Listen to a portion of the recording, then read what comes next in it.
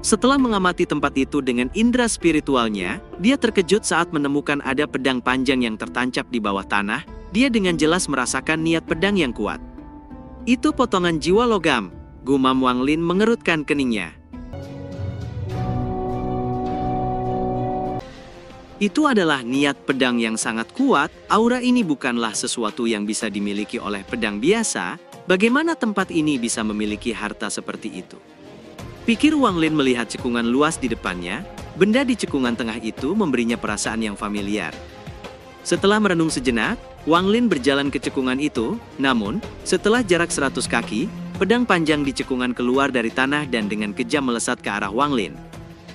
Wang Lin sedikit mengernyit. Pedang surgawi muncul di tangannya. "Suli Guo," teriak Wang Lin. Segera kabut hitam keluar dari pedang surgawi dan menjadi Suli Guo. Dia menatap pedang itu dan mencibir. "Meski kakekmu ini baru setengah jalan menjadi roh pedang, tapi kau..." Suli Guo belum selesai bicara, namun pedang itu nampak gemetar dan dengan cepat melarikan diri. Adegan ini mengejutkan Suli Guo. Dia dengan cepat berteriak, "Mau lari? Apakah kakekmu Suli Guo ini membiarkanmu lari?" Setelah mengatakan itu, Suli Guo membawa pedang surgawi dan mengejarnya. Roh pedang secara alami membutuhkan roh pedang lain untuk menekannya.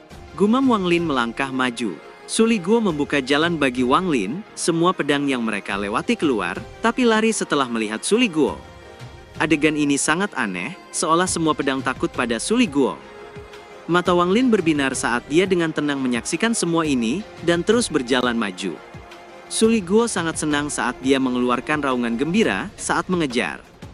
Satu persatu pedang jiwa itu keluar dari cekungan dan berkumpul tengah, melepaskan aura pedang yang sangat kuat dan dingin.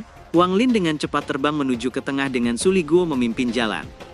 Suli Guo berhenti dan tidak berani melangkah maju. Ia hanya menggiring semua roh pedang, lalu segera kembali ke pedang surgawi. Namun ketika separuh tubuhnya kembali ke dalam pedang surgawi, Wang Lin meraih pedang itu dan melemparkannya ke arah sekelompok pedang itu. Suli Guo menjerit dan dengan cepat mundur kembali ke pedang surgawi dan mengendalikannya untuk melarikan diri. "Jika kau tidak bisa menerobos pedang itu untukku, maka tidak ada gunanya aku menahanmu," kata Wang Lin. Suli Guo diam-diam mengeluh dan mengutuk dalam hatinya, namun dia tidak berani mencoba melarikan diri lagi. Dengan dingin dia mengendalikan pedang surgawi dan menyerbu ke arah gerombolan pedang harta karun yang padat itu.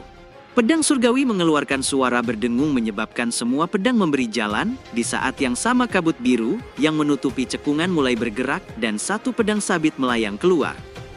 Wang Lin menunjukkan ekspresi kecewa. Awalnya ia merasakan aura yang mirip dengan pedang surgawi dan menebak itu adalah pedang kekayaan. Namun sayangnya, pedang di depannya ini bukanlah pedang kekayaan, melainkan pedang sabit. Wang Lin sedikit mengernyit. Ia hendak mengangkat tangannya untuk memanggil kembali pedang surgawi dan pergi dari tempat itu. Namun ia tiba-tiba melihat pedang sabit misterius itu. Ada yang aneh, roh pedang ini tidak dibuat dari banyak potongan jiwa, tapi hanya satu, pikir Wang Lin terkejut. Sejak dia memasuki tempat ini, dia melihat semua harta terbuat dari banyak potongan jiwa, namun pedang sabit ini hanya satu. Saat pedang sabit itu muncul, semua pedang di sekitarnya mengeluarkan suara dengungan, seolah mereka memberi penghormatan pada tuan mereka dan mundur. Suli Guo melihat pedang sabit itu dan mulai menjadi gugup. Setelah melihat semua pedang lainnya menjauh, dia juga ingin mundur, tapi takut pada Wang Lin. Sesaat kemudian pedang sabit melesat dan menghantam pedang surgawi, hingga menyebabkan pedang surgawi itu terdorong mundur. Suli Guo menjerit dan terbang ke arah Wang Lin. Pedang sabit kembali melesat membuat Wang Lin mengerutkan keningnya. Tangannya segera meraih pedang surgawi dan mengayunkannya. Segera cahaya pedang melesat dan menghantam pedang sabit hingga menyebabkan ledakan keras. Aura dingin semakin terasa dari pedang sabit saat satu suara terdengar dari dalamnya, "Tinggalkan jiwa pedang itu." Setelah suara dingin itu terdengar, pedang sabit itu tiba-tiba membesar dan berubah menjadi pedang sabit raksasa yang dengan kejam menghantam ke arah Wang Lin. Melihat itu, Wang Lin dengan cepat mundur dan mengangkat pedang surgawi untuk menangkis pedang sabit raksasa. Namun Wang Lin terlempar ke belakang. Kekuatan pedang sabit itu sekuat serangan dari seorang kultivator transformasi jiwa tahap akhir. Tanpa menggunakan bendera 1 miliar jiwa, tidak mungkin Wang Lin bisa menandinginya. Namun Wang Lin tidak panik. Tubuhnya dengan cepat melesat ke arah yang berlawanan dan masuk lebih dalam ke makam Suzaku. Pedang sabit itu mengeluarkan perintah dan semua pedang lainnya segera terbang mengejar Wang Lin. Wang Lin bergerak sangat cepat saat melewati tiap cekungan, namun pedang sabit dan semua pedang lainnya yang terus muncul juga ikut mengejar. Mereka akhirnya menyusul Wang Lin dan mengepungnya. Kilatan dingin melintas di mata Wang Lin, bendera 1 miliar jiwa muncul dan berubah menjadi kabut hitam yang mengelilinginya, menyebabkan kecepatannya melonjak. Semua pedang yang datang dari depan meleset, namun mereka dengan cepat berbalik dan mengejar Wang Lin. Mereka nampak seperti lautan pedang yang mengejar di belakang Wang Lin. Suara dengungan yang keras menyebabkan banyak kultivator melihat ke arah asal suara untuk melihat apa yang terjadi. Sebagian bahkan terbang mendekat. Wang Lin, yang dikelilingi oleh bendera jiwa, bergerak seperti awan hitam. Meskipun mengalami banyak serangan pedang, namun semuanya diblokir oleh bendera jiwa. Hanya ketika bilah pedang sabit menghantam, Wang Lin menggunakan pedang surgawi untuk memblokirnya. Tepat pada saat ini, 3 sosok terbang ke arah Wang Lin, namun ketika mereka melihat lautan pedang, mereka dengan cepat berbalik melarikan diri. Wang Lin menoleh dan melihat lautan pedang di belakangnya. Dia berteleportasi dan muncul kembali sejauh 1000 kaki. Namun, begitu dia muncul kembali, lautan pedang yang mengejarnya melepaskan kilatan terang dan langsung menutup jarak di antara mereka. Pada saat ini, Wang Lin melihat 2 sosok yang melesat dengan cepat. Itu adalah Zhou Wutai dan Zixin. Keduanya nampak terkejut saat melihat lautan pedang yang mengejar Wang Lin, dan dengan cepat melesat ke depan. Mereka berdua terbang di depan, dan Wang Lin di belakang mereka. Sesaat kemudian pedang sabit muncul dan menyerang dengan cahaya pedang sabit, menyebabkan Wang Lin nampak kusam. Setiap kali bilah pedang sabit menyerangnya, ia harus menghindarinya dengan cepat. Namun dengan indera spiritualnya, Wang Lin tahu ada kekuatan misterius yang memaksa pedang sabit itu melambat. Kalau tidak, itu dapat dengan mudah mengejar Wang Lin. Setelah ketiganya terbang dengan kecepatan tinggi, mereka melihat sebuah tepi yang dipenuhi cekungan.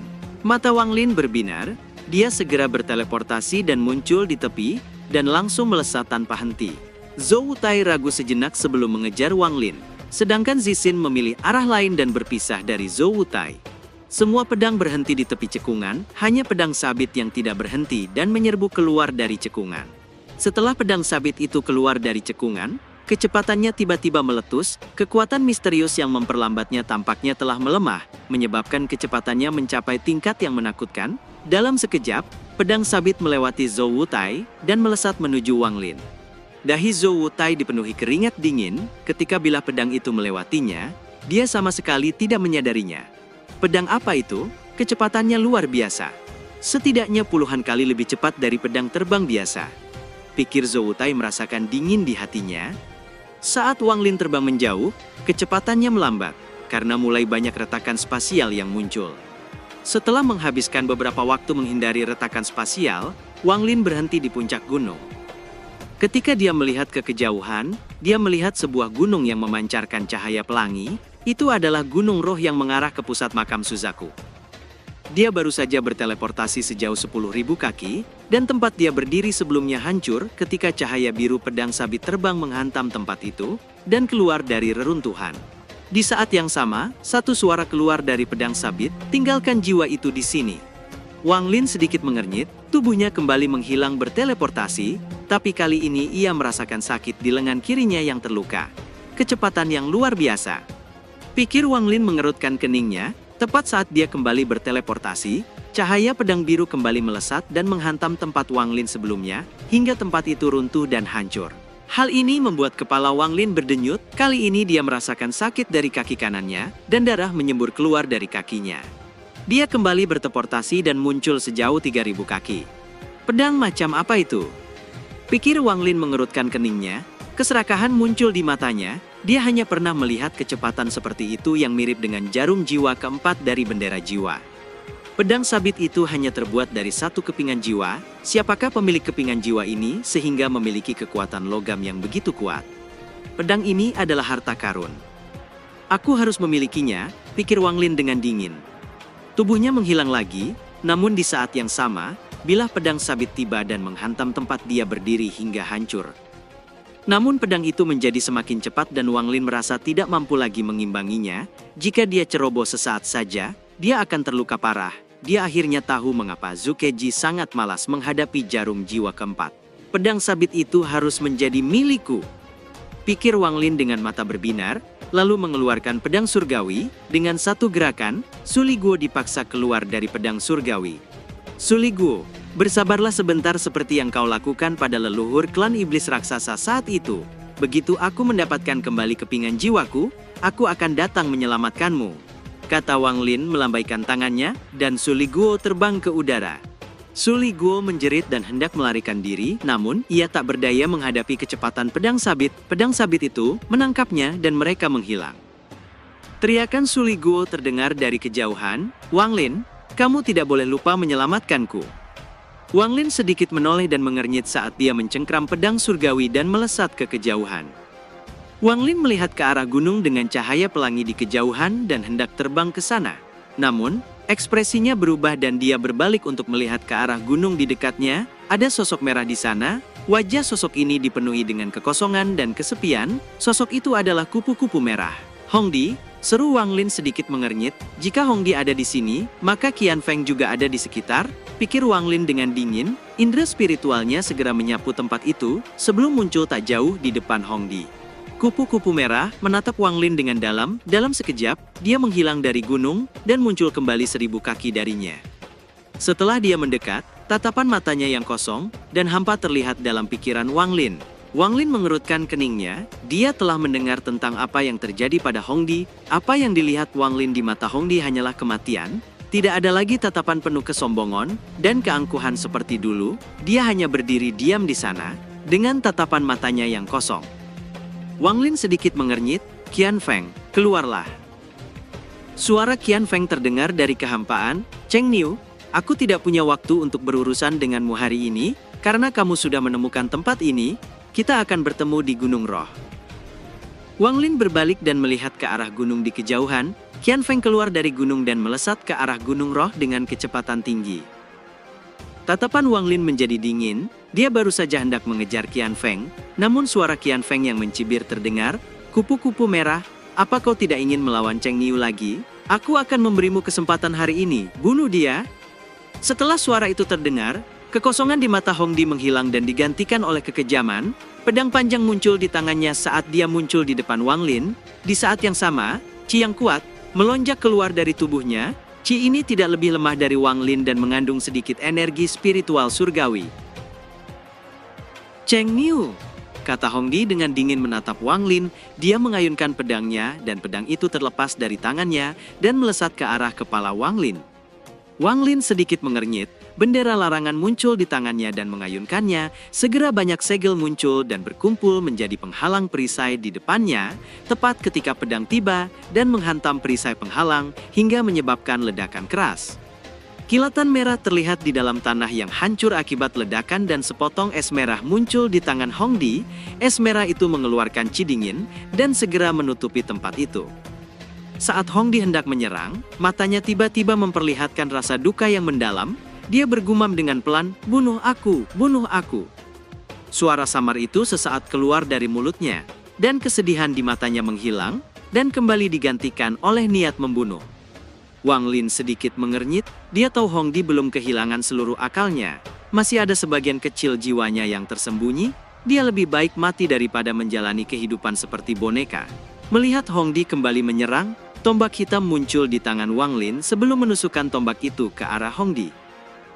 Hongdi tiba-tiba menempelkan giok es merah ke dahinya. Segera cahaya merah bersinar dari dahinya, dan kemudian lapisan es merah menyebar dan membentuk baju besi armor yang menutupi tubuhnya. Di saat yang sama cambuk merah muncul di tangannya. Itu adalah cambuk jiwa yang diberikan Qian Feng untuk menghadapi Wang Lin. Hongdi mengayunkan cambuk di tangannya dan menghantam tombak dengan keras. Setelah menghantam tombak, cambuk itu bergerak ke arah lain dengan cepat saat melesat ke arah Wang Lin. Wang Lin sedikit mengernyit sambil mundur dengan cepat. Segel di tangannya berubah dan tombak itu melesat dan menghantam cambuk dengan keras. Kedua senjata saling-saling bertabrakan menyebabkan riak energi liar menyapu ke sekitarnya. Hembusan angin yang kuat mendorong keduanya mundur beberapa langkah. Tatapan Hongdi semakin dingin, dan sejumlah besar Qi dingin keluar dari baju besi merah dan meluas ke depan, akhirnya menjadi berbagai patung es di udara. Namun sebelum patung es bisa menyerang, cahaya merah berkedip di mata Hongdi. Hongdi mengangkat tangannya dan menunjuk patung-patung es di depannya, menyebabkan serangkaian suara berderak terdengar ketika retakan muncul di tubuh sekelompok patung, dan semua patung itu hancur berkeping-keping. Suara Hongdi kembali terdengar, bunuh aku, kata Hongdi, wajahnya memperlihatkan ekspresi berjuang dan rasa sakit. Di saat yang sama, cambuk jiwa bergerak mengitari baju besinya, melepaskan gelombang chi dingin. Wang Lin menatap Hongdi dan sedikit mengangguk pelan. Sebuah kapal raksasa muncul di tangannya, menyebabkan langit menjadi gelap dan petir ungu berkumpul di kapal itu dan menyelubungi tubuh Wang Lin, menyebabkan serangkaian suara berderak keluar dari tubuhnya. Pada saat ini, kekejaman yang belum pernah dirasakan sebelumnya muncul di dalam hatinya. Kapal itu adalah senjata leluhur pendiri klan iblis raksasa yang terperangkap di sekte mayat dan Wang Lin mengambilnya. Kupu-kupu merah menatap Wang Lin dan membuka mulutnya. Cahaya merah terbang keluar dari mulutnya dan berubah menjadi kristal mawar merah yang melayang di depannya.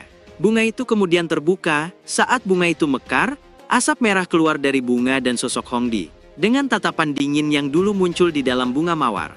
Cheng Niu, bertindaklah sekarang. Bunuh aku, kata Hongdi menatap Wang Lin. Sementara itu, 5.000 km jauhnya dari tempat Wang Lin, nampak Zhou Tai masih terbang, kecepatannya di bawah Wang Lin, jadi dia masih mengejar. Dia masih belum melupakan saat pedang sabit itu melesat melewatinya. Dia belum pernah melihat sesuatu secepat itu dalam hidupnya. Saat terbang, Zhou Tai tiba-tiba mengerutkan kening dan berhenti, lalu berbalik dan melihat ke belakang. Ia melihat awan merah besar mendekat dari kejauhan. Awan itu menyebabkan seluruh langit berubah menjadi merah. Zhou Tai bersikap hormat dan berdiri diam. Awan merah itu, seperti binatang buas kuno yang terbang di langit. Saat mendekati Zhou Tai, terdengar suara dari dalamnya, masuklah. Zhou Tai dengan cepat menanggapi dan terbang masuk ke awan merah. Ada seorang lelaki tua berpakaian merah di dalam awan merah. Ia menatap ke kejauhan, sementara awan merah terbang dengan cepat. Zhou Tai dengan hormat berdiri di samping lelaki tua itu dan berkata, Zhou Tai menyapa senior, kata Wu Tai, menangkupkan tangannya. Yun Keji mengangguk dan menatap ke kejauhan, matanya seolah mampu menembus ke pertarungan antara Wang Lin dan Hongdi di kejauhan. Ia merenung sejenak sebelum bertanya dengan tenang, "Di mana Zixin?" tanya Yun Keji. "Zixin dan aku bertemu Wang Lin, lalu dia pergi sendiri," kata Wu Tai. Yun Keji menghela napas, "Lupakan saja, kita abaikan saja dia. Kau ikut aku ke Gunung Roh," kata Yun Keji.